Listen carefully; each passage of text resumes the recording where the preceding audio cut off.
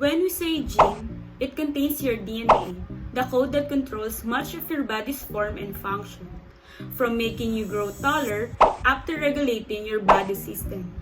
Gene that doesn't work properly can cause disease. So, how can it be cured? So let me spend a short time of yours to discuss three things. First is what is gene therapy, the first ever gene therapy patient, and my thoughts about it. Gene therapy is a trial technique that utilizes genes to treat or prevent disease. It involves altering of the genes inside your body cells in order to treat or prevent disease.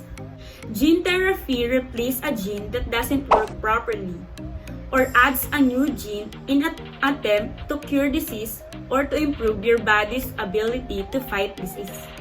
It promises to treat a wide range of diseases like cancer, cystic fibrosis, heart disease, diabetes, hemophilia, and AIDS. Researchers are still investigating some ways to make it done, including first is replacing mutated genes or the defective genes.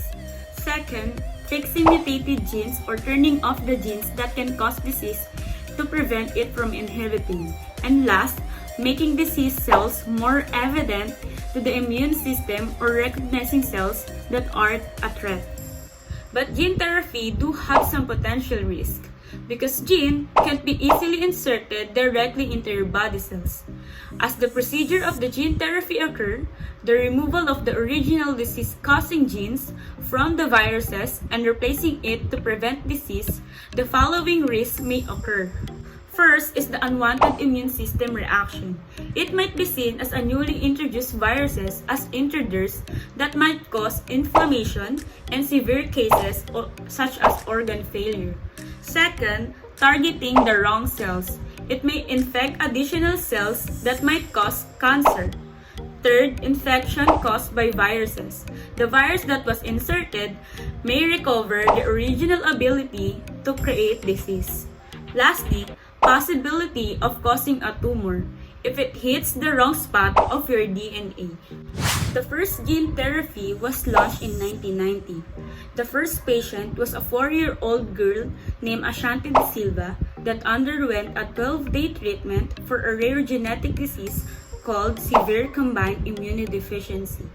The girl lacked a key enzyme called adenosine deaminase or ADA, which make her immune system crippled and put her in a constant risk of contracting an infection that could kill her.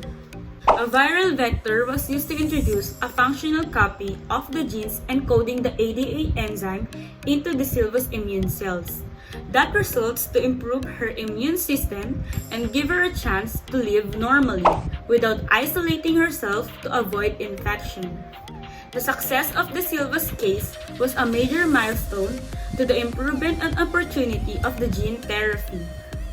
And after 9 years of De Silva's case, gene therapy encountered a devastating setback when a patient died during a clinical trial. It was the first reported case of gene therapy that results to a failure and drew significant media attention. The therapy was seen to have moved too far and too fast.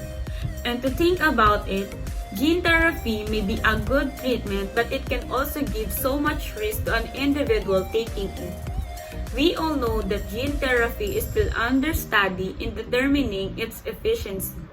And for me, gene therapy might help those hopeless people having a non-curable disease, but are we ready for what might happen? Gene therapy still holds several significant barriers that stand in their way of being a reliable form of treatment, such as finding a reliable way to get materials genetic into cells, targeting the correct cells, and reducing the risk of side effects. And it also possesses a number of risks. The gene therapy techniques remains risky and continues to be a very active area of research aimed to develop a new and effective treatment to disease. Are you ready to take the risk? It's all up to you to think about it.